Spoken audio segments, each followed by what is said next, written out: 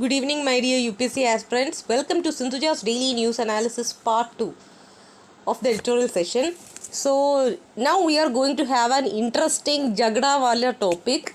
Like it's all about Israel's missile strike on Syria. Most of you might have read today's Hindu newspaper. Inside that, this was a burning issue. So, what is this issue all about? I mean, there are a lot of Jagdas, but recently what happened?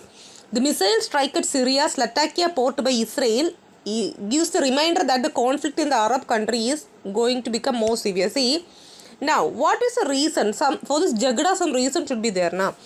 Like Salo say, some Jagdas are there from long before. So let's see into the hostility reasons among Israel and Syria. Right from the 1967 war, you know what? Israel captured the strategic Golan Heights on the Israeli-Syria border from Syria, and even now they are occupying.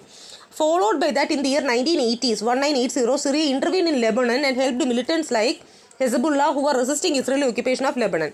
Then followed by that, in the year 1991, Middle East peace negotiations began and talks between Syria and Israel continued for 5 years with little resolution on the main issues of borders and water rights. Then came the Syrian civil war.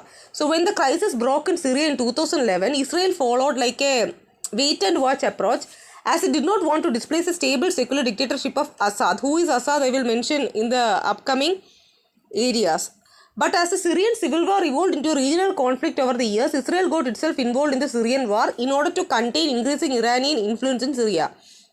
Now, what forced Israel's intervention into the Syrian war? See, even before the conflict began, many Syrians were complaining the following problems like high unemployment, corruption, lack of political freedom under the so-called President Bashar al-Assad. So this is the personality whom we discussed above. Like dictatorship we told, now that is president. Now in the year March 2011, when pro-democracy demonstrations erupted in the city, the Syrian government used deadly force to crush the dissent. As a result, what happened? The violence escalated and the country descended into civil war.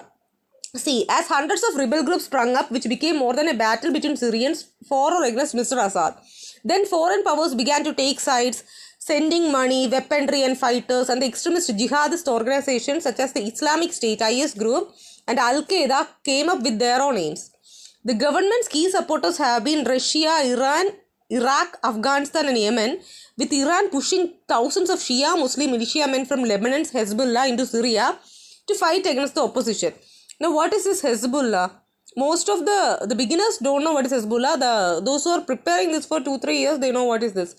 By time, they should know what is it. If you don't know, no issues, I will tell you. Like Hezbollah is a Shiite Muslim political party and militant group based in Lebanon. It opposes Israel and Western powers operating in the Middle East, and it functions as a proxy of Iran. Okay. Now, continuing that flashback wala story. See, President Bashar al-Assad's regime, with the help from Russia and Iran, has defeated most of the rebel groups, and they have almost recaptured all the territories except Idlib. Okay. So, countries like Turkey, Saudi Arabia and Israel backed the opposition to counter the growing influence of Iran.